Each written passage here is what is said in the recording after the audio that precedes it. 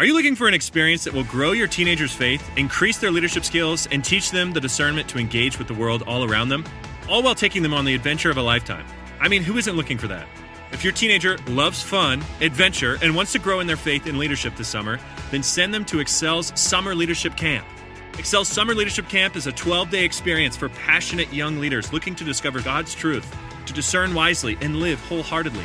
Your teenager will embark on a transformative journey in the Blue Ridge Mountains, where they'll build lasting friendships in the context of community, embark on thrilling adventures like camping, rock climbing, whitewater rafting, and they will receive expert training and certifications in categories like CPR and wilderness first aid.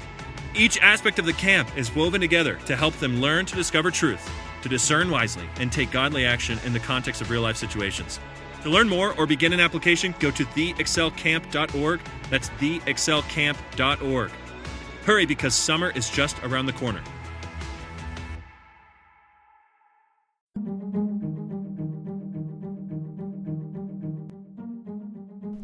Hey everybody, welcome back to the podcast. So excited to be here today with Jason and Roz. Before we go any further, you can be a big help to us if you rate and review the podcast wherever it is you listen to it.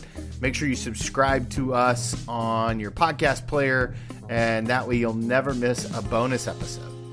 Now, today's conversation is with two of my dear friends, Jason and Roz. They are entrepreneurs and intelligent individuals when it comes to so many things. Chief amongst them is how to do church. And so we talk about different types of churches, and you should know that we did have this conversation prior to the coronavirus world that we now call our home, but it's still an important conversation because how we engage the community matters, and maybe now more so than ever before. So check out this conversation, listen to some of the ways that they can talk about being contextual and what that means for us, and can't wait to hear your feedback on this episode. Without any further ado, here's my conversation with Jason Moore and Rosario Picardo. Hey, everybody. Welcome back to the Reclamation Podcast. I'm here today with two of my dear friends, Jason Moore, Rosario Picardo, authors, speakers, church leaders extraordinaire. How the heck are you guys? Good. Good to be with you. Yeah. It's Roz is a repeat offender here on the podcast. He's been on. We'll link to his episode earlier on, so we know a little bit of his story. But you guys are embarking on a brand new project that I really want to dive into, pun intended. Franchise. That's so bad. I know. You're welcome. You're welcome. Franchise the local dive. Jason, tell me a little about the premise of the book. And then Rosario, tell me, why is this the right time in the church's history to write a book like this? So the premise of the book is that our tendency in the church sometimes, when we're trying to revitalize something or start something new, is to look to the successful models that are already there, that already exist, and just try and kind of copy them.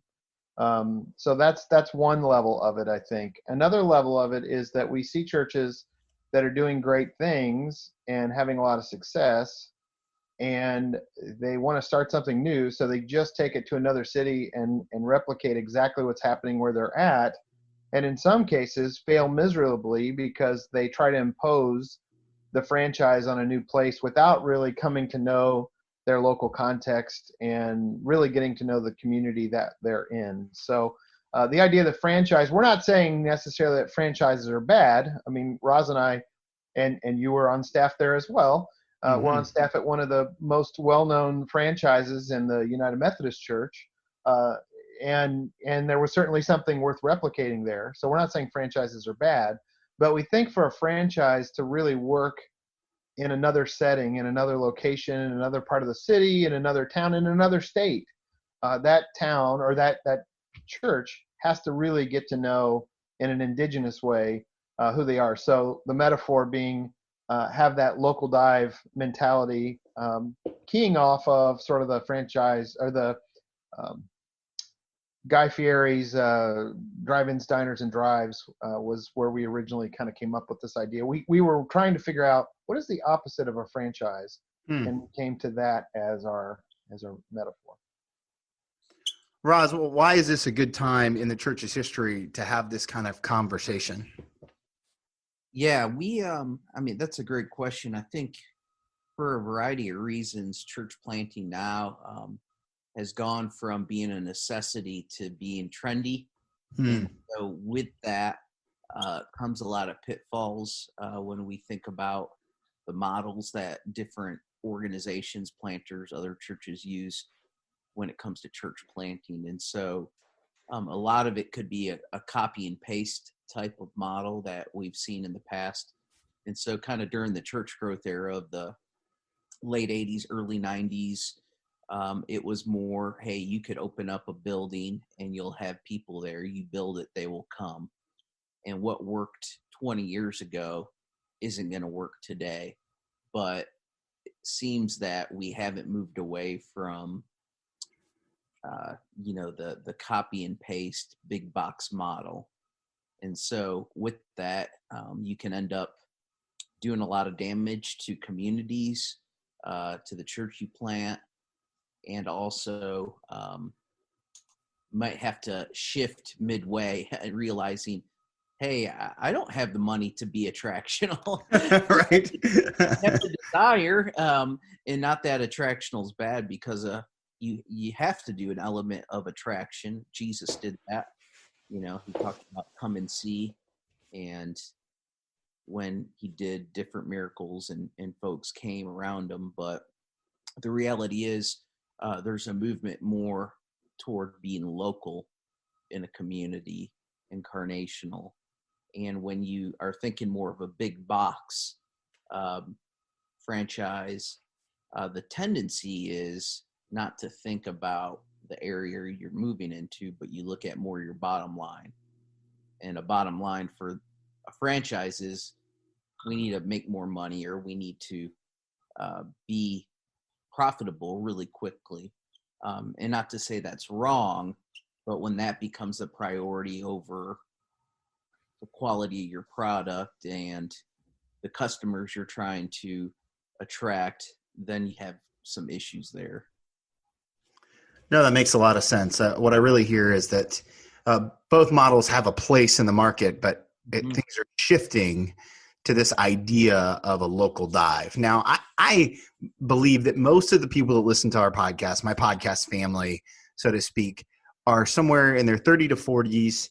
They would identify as Christian, but oftentimes church feels like one more thing for them. And the whole thing can just feel overwhelming at times. So if you're talking to that person, maybe a dad, a father of a couple kids who knows Christ but isn't really following him, how would you tell him to know the difference between a franchise and local dive, and then which place should he be in? Jason, what do you think? I think for me, the franchise and local dive language is probably more for the insider than the outsider. It's more about strategies to reach somebody that would come, rather than I don't know if that average person you're talking about would articulate one way or the other. I think that the way that we strategize to reach that person is probably what matters. Obviously, there are franchises that are working well. I think about a couple of years ago, I was invited to lead participate as a leader in a weekend experience for first impressions directors that happened in Charlotte, North Carolina. And one of the places we went was Elevation Church, Stephen Furtick's church. Yeah, huge church. Yeah, and they have multiple locations, and everything is pretty much identical, and the worship order is the same. They sing the song, same music, and that place is filled to the gills with people and young people. So I don't know if someone would walk in off the street, the person you describe, and say, this feels franchise or even local dive to me, but there's something there that resonates.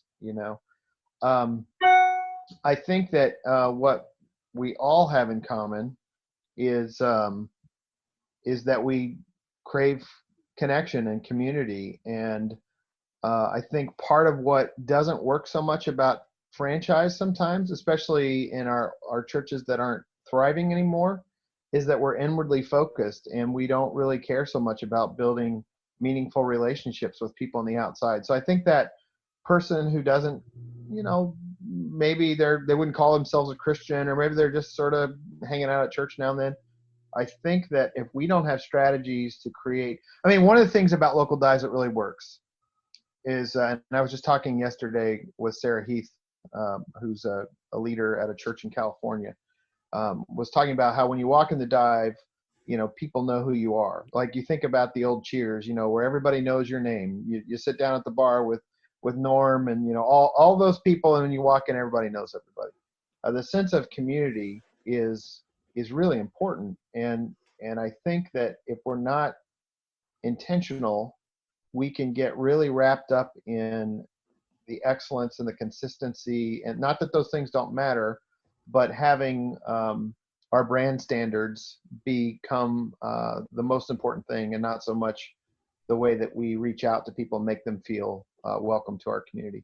So I don't know if that answers the question or not, but I think it gets us into the right. I think it gets us into the right area about the sense of intentional community. Roz, what thoughts do you have on the topic? Yeah, a franchise or large church is going to be able to offer things that a small to mid-sized church can't offer. And the temptation for small to mid-sized churches is to not act your age. So you can't be all things to all people. So if someone is asking, hey, do you have a special needs ministry? We don't. We'd love to have one, but we may never get there. Who knows? Large churches have the ability to meet multiple needs that small to mid-sized churches can't meet.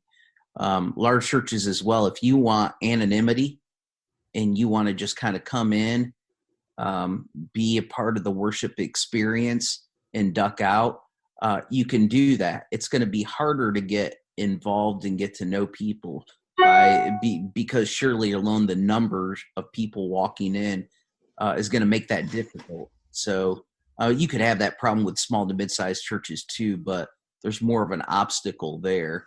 So wherever you go, like Jason said, community is going to be something that you're going to have to seek out, and those who want more get more. So it's going to be on you.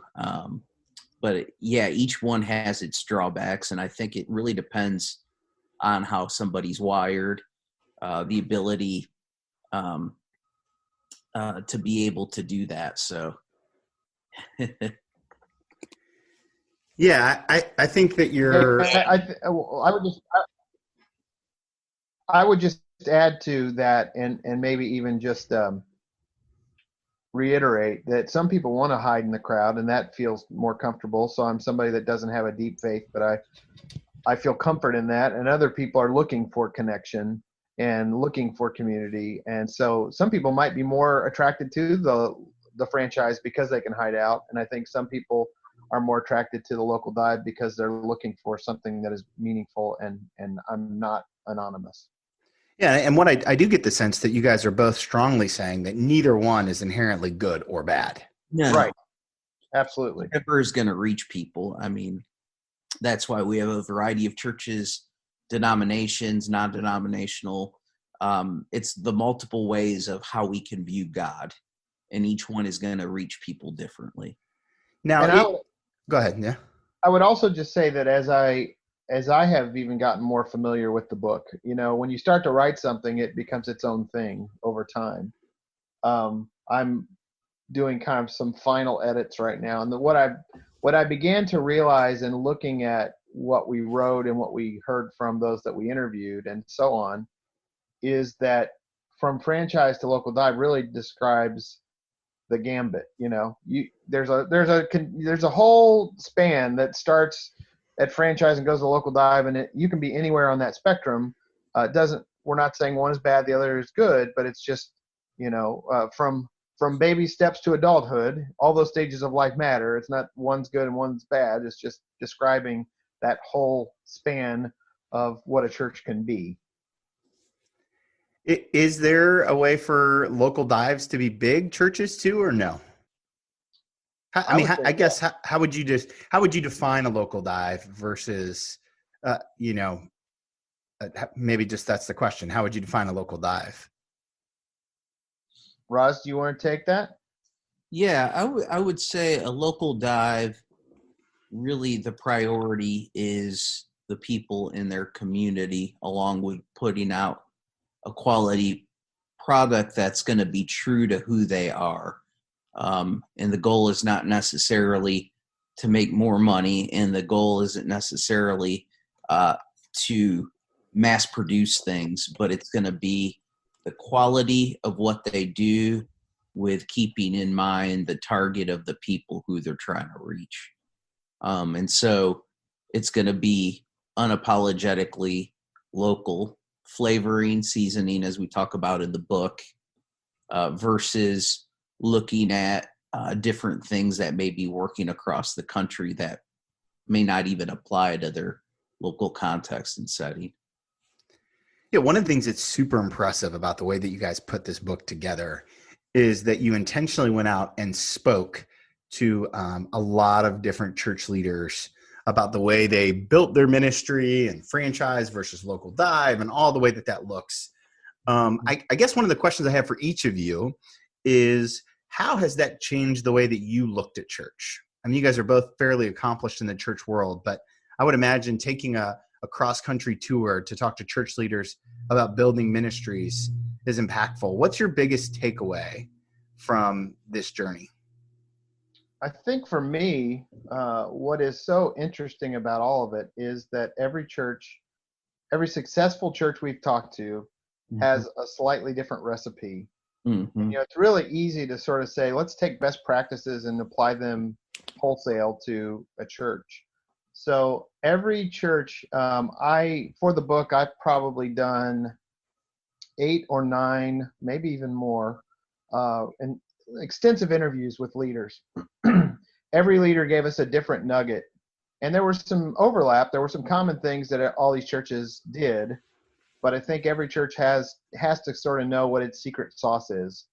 So what we don't try to do in the book is say, here's your secret sauce, or here's a recipe, here's 5 recipes, pick one.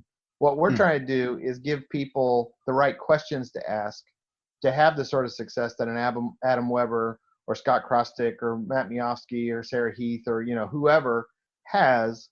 So I think for my aha moment was, these are not necessarily universal application points. Everybody had to discover their own recipe and apply it intentionally. Yeah, another interesting thing we discovered is through the interviews, the fairly fruitful churches in terms of attendance and growth, numeric growth, had more of a longer pastoral tenure, and the pastors were local. So they didn't move from across the country. There were some exceptions to that, like Scott Krostick, but other than that, those pastors were from their communities, like Matt Miofsky. He mentioned that. Jacob Armstrong, same thing. Now, Scott moved from Detroit to Kansas City, but the primary thing that we saw with him was the intentionality of meeting new people. So throughout, that's one of the principles we saw was, hey, engagement is the name of the game for these church planters that would become leaders of more larger movements. Do you guys think that the landscape of how people engage the church is changing, and what do you predict for the next 5 to 10 years? I absolutely think that it has changed. Like if you missed it, if you haven't already changed, you're behind. Right. Yes. I mean, one of the big aha moments for a lot of churches in the last 5 years maybe is that people who consider themselves regular attendees of a church might attend a handful of times a year. Yep. I was talking with someone I was in Albuquerque 2 weekends ago, and a pastor was telling me that someone was sharing that their church is the church I was speaking at. And she said, when was the last time you were with us? I haven't seen you for a while. And she said, I usually come on Christmas and Easter, and she considers herself a regular attendee of this church. Like, Yeah. the Sunday morning routine is different than it once was. Church of the Resurrection, our largest United Methodist church, did a study a few years ago that found their most committed members only attend on average about 1.5 times a month. Now that might mean they're there 3 weeks in a row and then gone for 2 weeks or whatever. Sunday is no longer sacred. So you've got soccer games and, basketball tournaments and things that happen. And I also think that our patterns have shifted.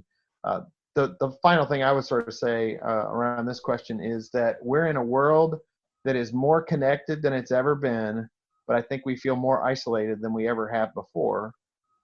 And if we're not intentional about creating meaningful connections, where I think people still crave relationship and that human interaction and that actual human touch, we can't substitute what we get from social media for that actual real interaction and relationship. But we also are doing worship sometimes, or doing church in a way that is so inwardly focused, and we only really care about me and these 3 people that are already here, that we don't make what we're doing attractional in the right sense of attractional to those who are not yet part of our faith communities. That's good. Thank you. Roz, what about you? I mean, I think one of the things that I'm practicing and passionate about is the multi-ethnic church. That'll be a reality for a lot of churches if they're not on board yet. This year alone, the census data says that we had more non-white children born. More than half the children were non-white, and so there's a radical shift in our country that's taking place. And if the church doesn't get on board with that, we're going to be irrelevant with the community that we're trying to reach. And so how do we think of multi-ethnic worship, multi-ethnic church, and ways of reaching out to people that are different than us? So I think that's huge. Also, and Carrie Newhoff hit on this, even though we're a do-it-yourself kind of culture, we're a do-it-for-you culture in the church. And so people want discipleship done for them.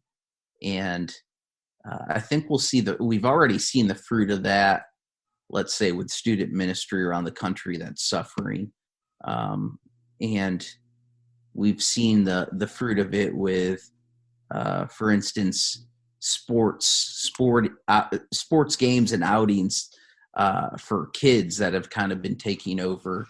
So I think we'll see more of a lack of discipleship when it comes to families culture. And so the church has to really try to capitalize on that, even with families missing from worship.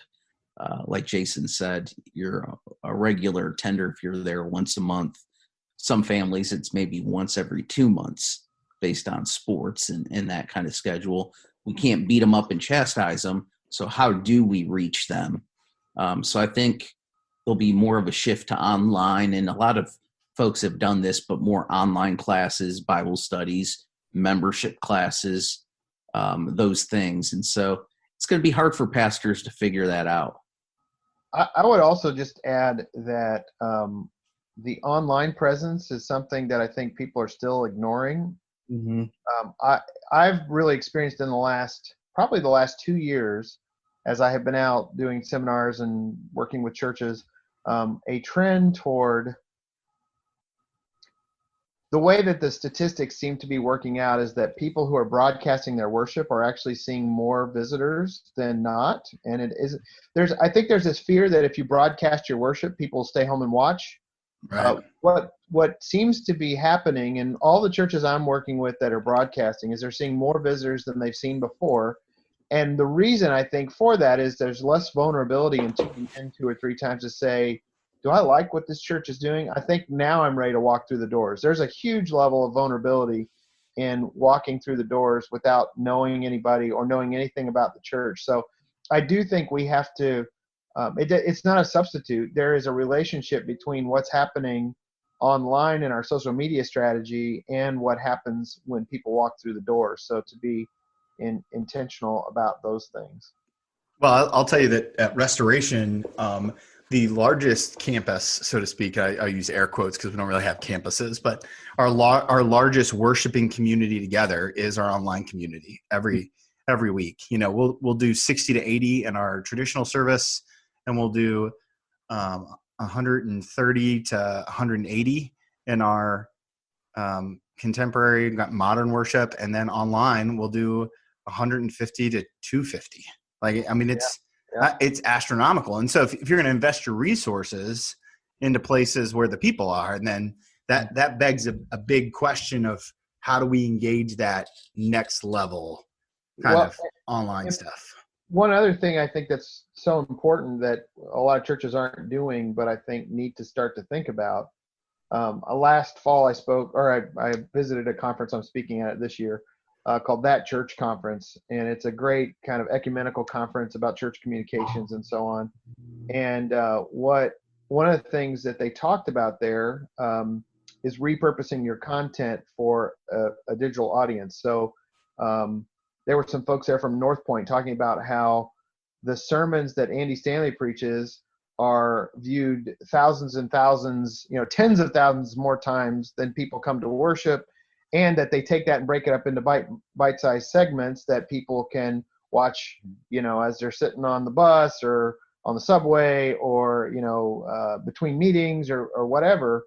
I also really believe that the church of the future, 10 years from now, it seems to me that the trend would be that we're less organized in rows and more organized in circles, that we have more conversation, more relationships. There are 2 churches in the book that I write about that took all their pews and they uprooted them and moved them so that everybody's facing inward, and the pastor preaches from the center of the room. The band stands. Oh, is that awkward?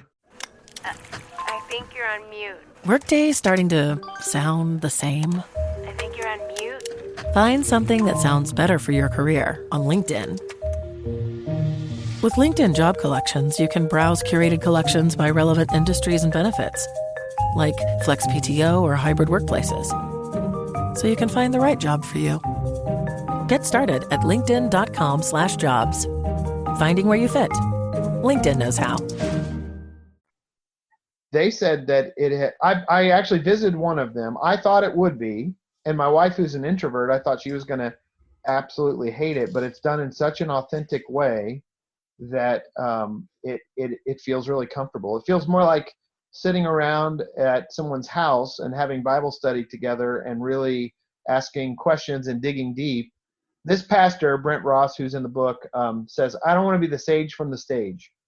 I want to be the leader of a conversation that we can explore together what we're talking about today. So people sit in a different sort of format. So I really believe that there's some way that we're heading that is more about community and interaction than just listening to one person talk and we receive.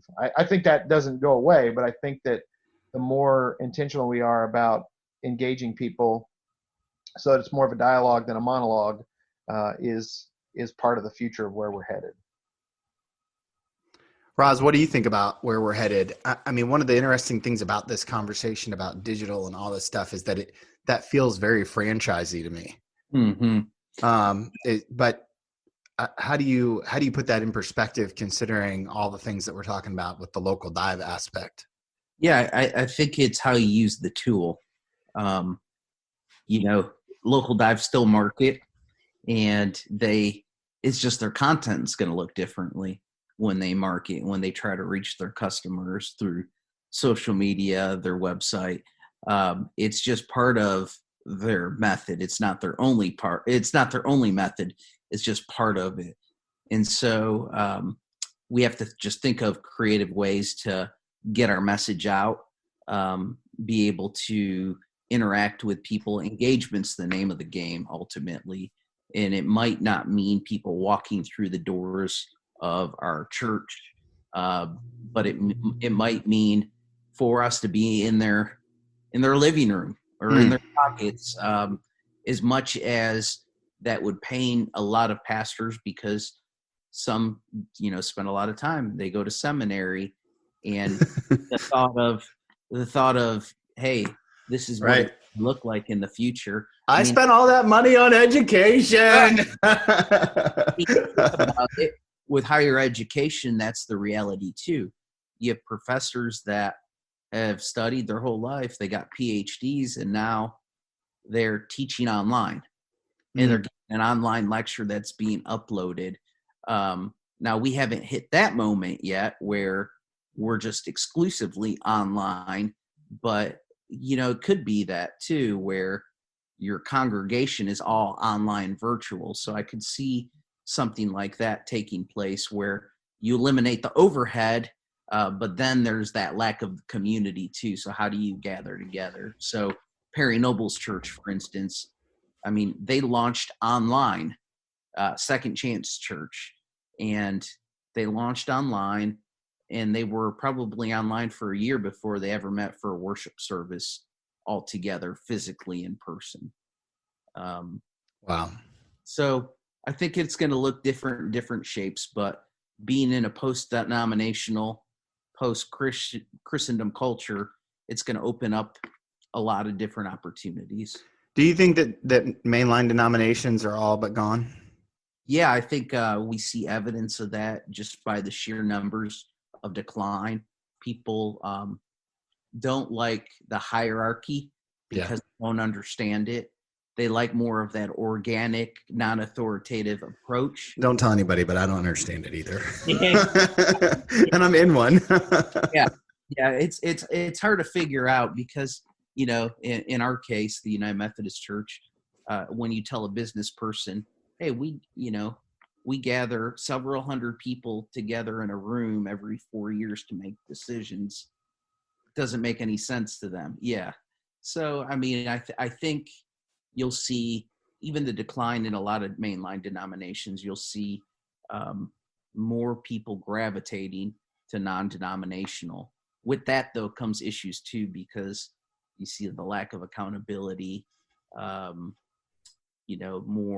the wild, wild west in a way.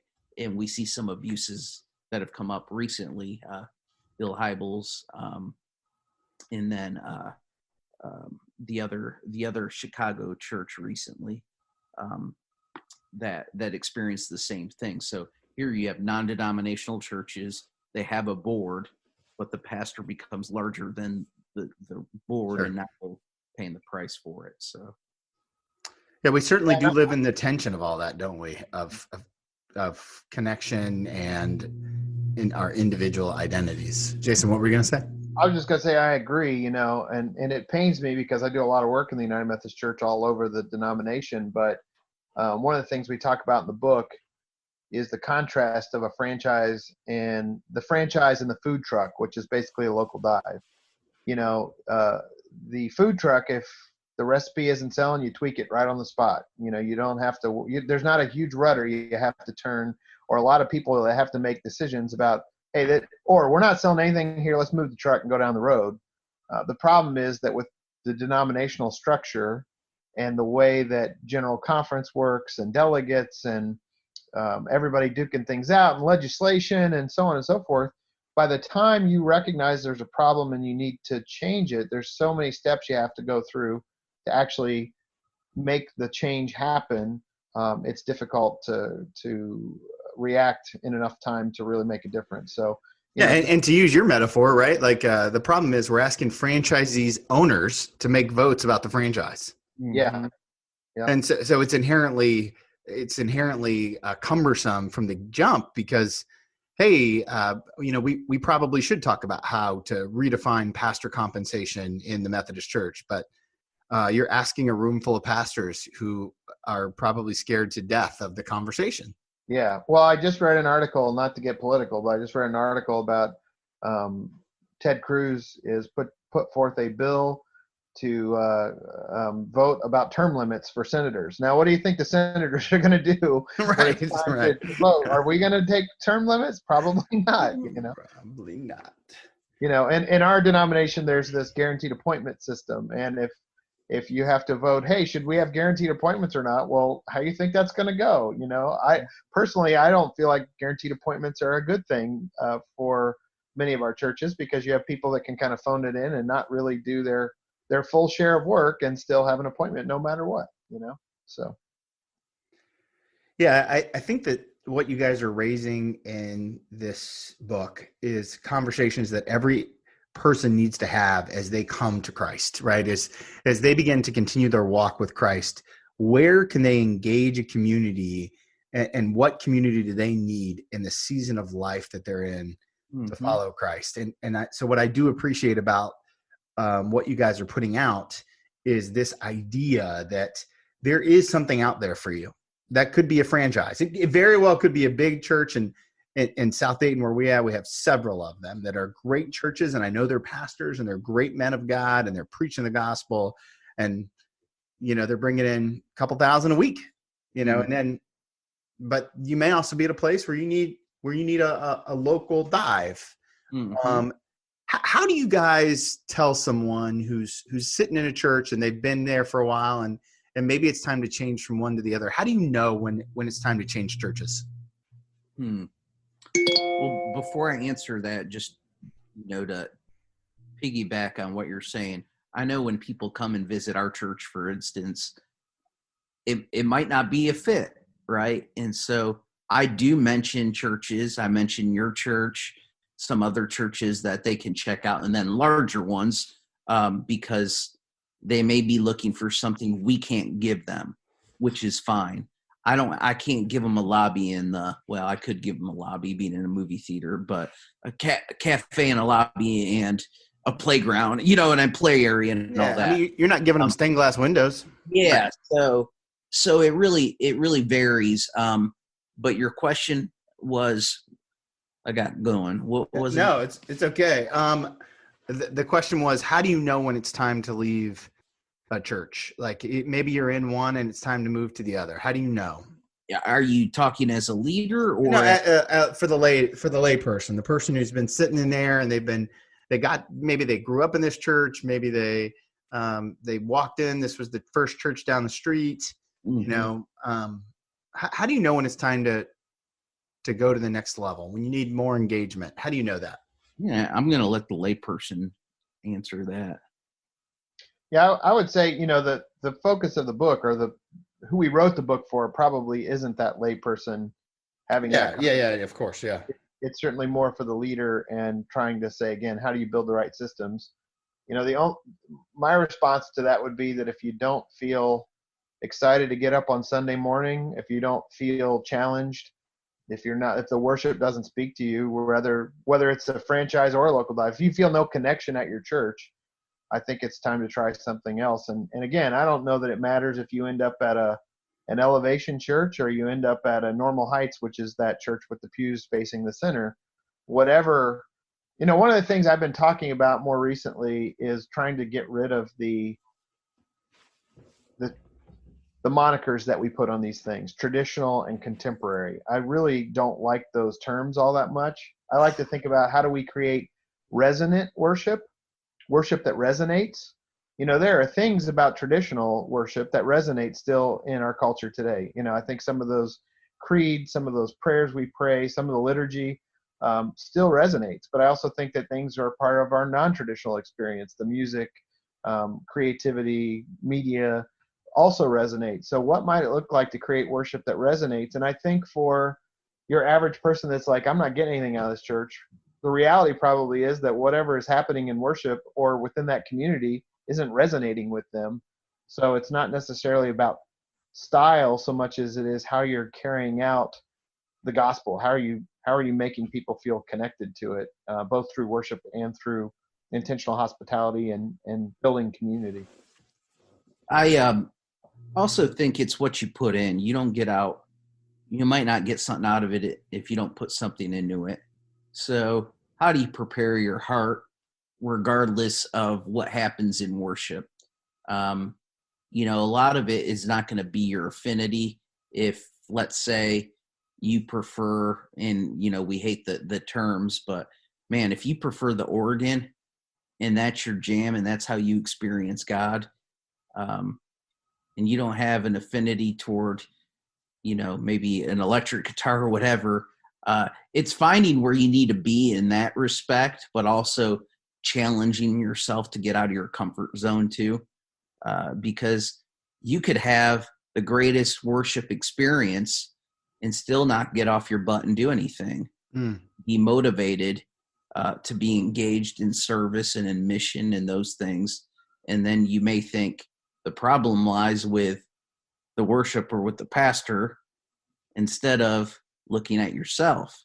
So I think if, to answer your question, if you've gotten too comfortable in your church, if everybody looks like you, if maybe you're not engaged in any kind of service, it might mean to take the next step, and to leave somewhere. You can't run from somewhere. You got to be called to somewhere. And so a lot of the times people will stop going to a certain place, but then they won't go to church anywhere. So wait for God's call in that. Don't leave something just to leave or run from, but feel called to somewhere.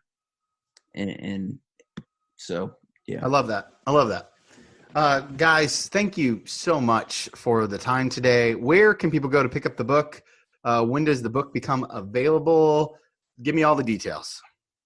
Go ahead, Jason. We are putting the final touches on it.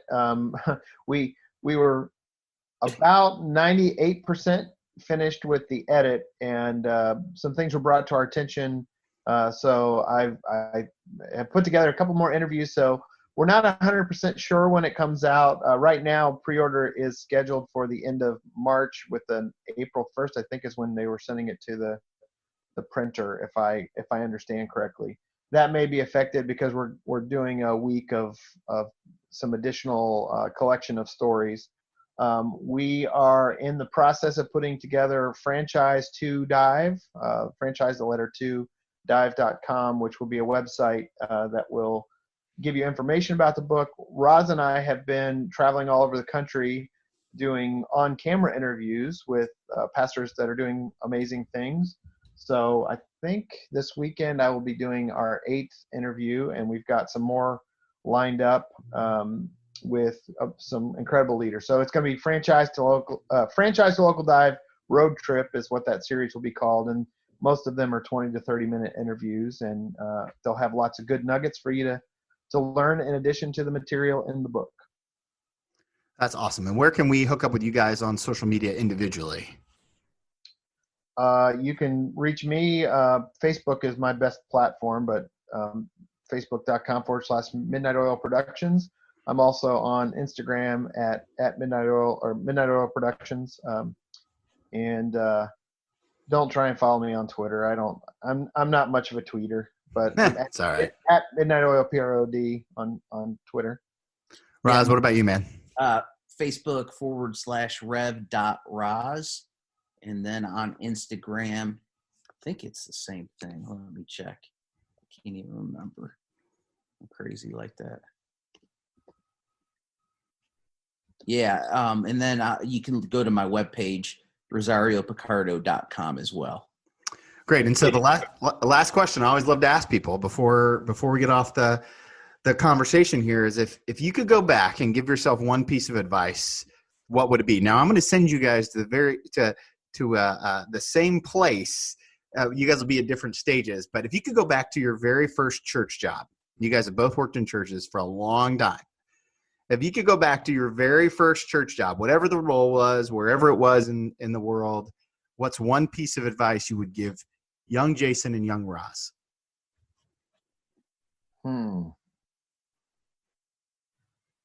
Take your time with it. I'll edit out the silence.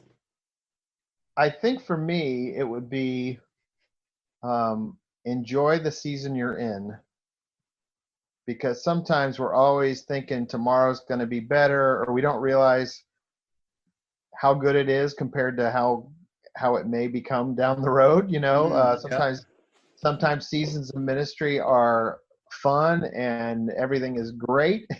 And sometimes seasons of ministry are difficult. And I think that too often we don't really rejoice and fully be present and experience the great things that are happening as they're happening. We're always looking to tomorrow, or maybe even looking back. My best days were behind me, or my best days are ahead of me. And I think being present in the moment would be what I would tell myself. Enjoy what you're going through right now. Oh, that's good. I like that. Ross? Ministry isn't always about productivity in terms of always having to work so hard. You know, Ecclesiastes talks about there's a time and a season for everything.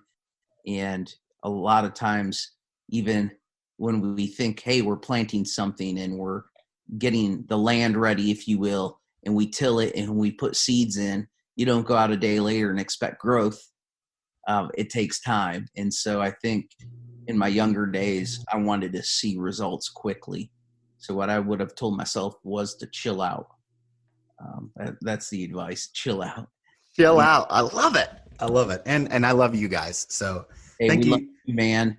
Thank you so much for both of you being on the podcast. I'm excited to see and get my hands on a copy. Franchise the Local Dive. I'm just praying that God's going to do some amazing things with and through this writing. And I know he's already done that for both of you and continues to do amazing things. So thanks, guys.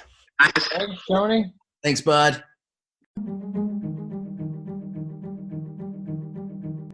Hey everybody, thank you so much for taking the time to listen to the episode today with Jason and Roz. I know they have so much to offer us. Such a blessing to have resources like this in the local church. As always, the best compliment you can give us is to rate, share, and maybe tell somebody about the podcast who's never listened before. We're constantly trying to get the word out, and we got some great guests coming up. Guys like Art Rainier, Will Howe, Andrew East, Daniel M., and so many more. The best way to make sure that you don't miss a single episode is to subscribe anywhere you listen to podcasts. We'd love to stay connected with you.